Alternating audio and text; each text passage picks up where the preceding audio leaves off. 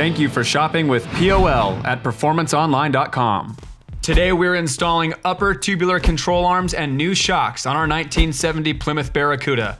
The process will be the same for 63 through 76 Mopar A, B, and E bodies. Compared to original arms, our tubular upper control arms have greater ball joint contact surface to help eliminate the ball joint pulling out of the arm. They have almost 3 times the bushing contact area to help eliminate cracking, often found in stock stamped steel arms. They also come complete with Delrin bushings and new ball joints, and are completely TIG welded to result in a stronger unit and more professional appearance. But most importantly, they offer greater caster and camber adjustment, resulting in improved high-speed stability. Caster improves high-speed stability and eliminates road wander, while camber improves cornering by correcting the camber curve so the tire makes more of a complete contact with the road surface. When you corner, the outside of the wheel wants to tilt outward and ride to the outside edge of the tire. These arms offer a little more adjustment so the upper control arm can move inward and allow the tire to make a flat contact to the road.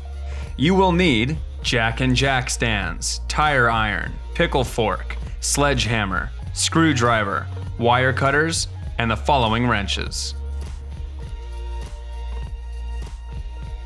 Break your lug nuts free.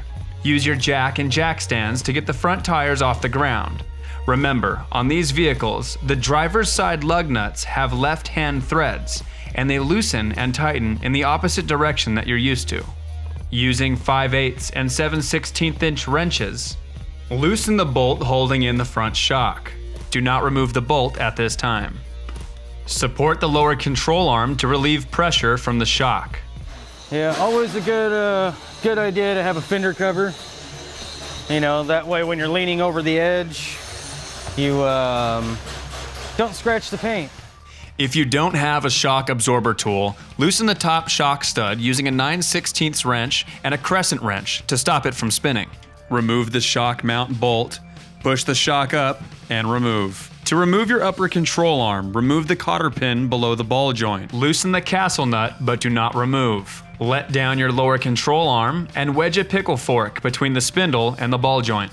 Here you're going to be slinging a sledgehammer around, you know, so be mindful of the paint and the body that's around you. Take the pressure back off of it, and then now we can go ahead and take our nut all the way off. Need to get a wrench down here and also one up inside. Identify the 3/4 inch nut on the other side of your control arm and remove. There's a proportioning block right here where I'm going to undo that and I'm going to move that stuff out of the way. Basically on that proportioning valve, there's a bracket, you know, with a stud that puts the, just puts a nut on the back side of it. So I gotta remove that so I can try pulling that out of the way. I'm gonna try not to move this stuff very much. You know, I don't want to cause any leaks. Very cramped quarters, little quarter turns, but we're getting it. We got some progress going on here. Yeah, baby. So there goes this one. This bushing right here is shot on this thing. So that's what's kind of getting us stuck in there, making it a little harder to get the thing out. It needs to come out of there. There we go. Make sure that the control arm that you grab, you know, has that same angle to it. Inside here, because that one bushing was messed up, it's actually moved this ear over this tab. Now, you just want to move this stuff a little bit at a time. Using a screwdriver may help you line up the holes. Now, send your bolt back through. And you can sit there and move it around until you get it to drop in all the way. With these little tabs, you want to spin those around until you get them to actually set in there properly. So you really want to just make sure that that washer is set into that point. Now it's time to reattach your spindle. Reapply your castle nut. Depending on your application, you may or may not have space for your washer. Now it's time to insert your cotter pin. I normally like to cut them down so they're not extremely big hanging out. At the top of the ball joint here, you've got a hole there, that's your Zerk fitting.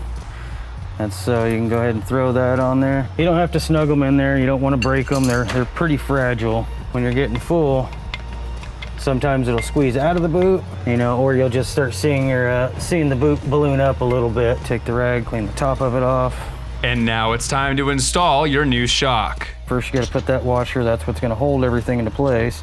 Guide your shock through the upper control arm. You may have to compress the shock to squeeze it in. You can use a screwdriver to help you line up the holes. Give that a little bit of encouragement. Tighten the lower nut and bolt. Tighten the top of the shock until the rubber bushing expands to the size of the washer. Tighten both bolts of your upper control arm. Reposition and secure your proportioning block. You know, next on the other side, I kind of did this side first because it's just a lot more congested in that area. The passenger side, you've got a lot more room to work with. It should go, you know, twice as fast. Tighten your lug nuts to 85 foot-pounds, and that's it. Enjoy your new and improved upper control arms. Thank you for shopping with POL at performanceonline.com. Subscribe to our channel for more how-tos, featured customer rides, event coverage, and more. That's POL at performanceonline.com.